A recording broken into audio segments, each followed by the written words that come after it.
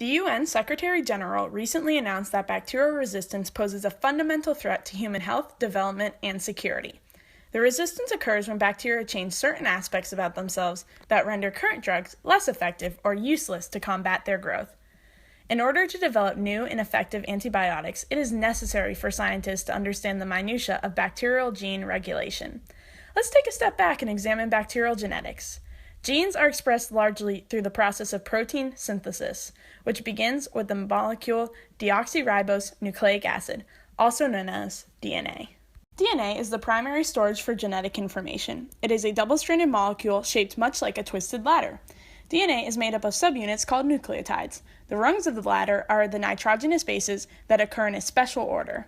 The four bases are adenine, thymine, cytosine, and guanine. Nucleotides containing guanine and cytosine bond to form one rung. Adenine and thymine perform similarly. This concept is known as complementarity. The special order of DNA is the code that holds genetic information.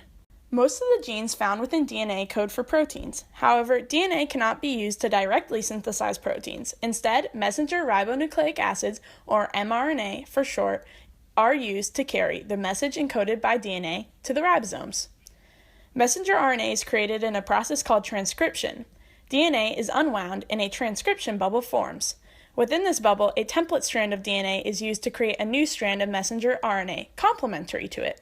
However, RNA does not have thymine, but rather another nitrogenous base known as uracil. Uracil and adenine are complementary. The ribosomes read the messenger RNA 3 base pairs at a time.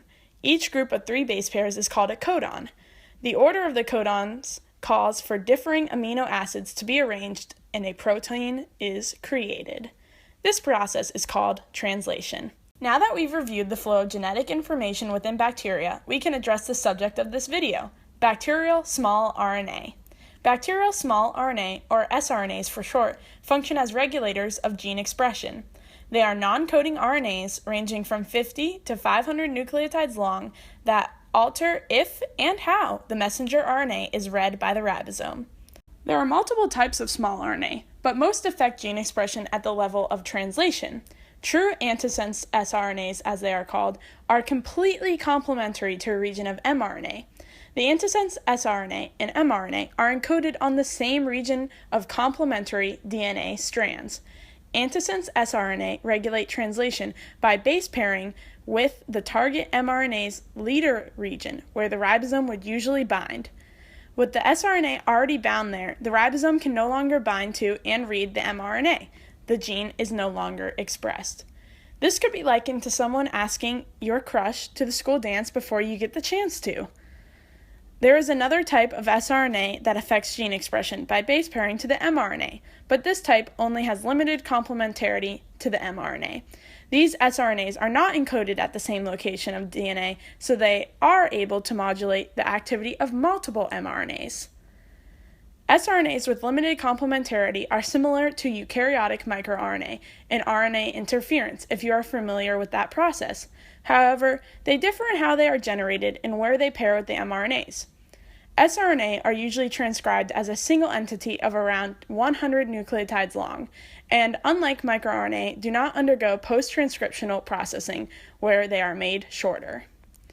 sRNAs with limited complementarity can block translation by binding to the ribosome binding site on the mRNA, or regions upstream and even downstream from the ribosome binding site. The stability of mRNA is decreased in these cases. Interestingly, sRNAs can also activate translation. When small RNAs bind to a strand of mRNA, it can affect the mRNA structure, exposing the ribosome binding site. sRNA regulation is aided by the protein HFQ. HFQ is an RNA chaperone, meaning that it helps promote changes to RNA structure.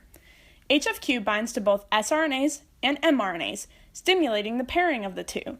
This strengthens and facilitates the RNA-RNA interaction. This is similar to how a chaperone on a school field trip may pair students as buddies. Overall, the interactions between sRNA, mRNA, HFQ, and the ribosomes is a fascinating area of study for the modern microbiologist. In the future, we may be able to exploit these interactions to adversely affect bacterial growth and combat the issue of bacterial resistance.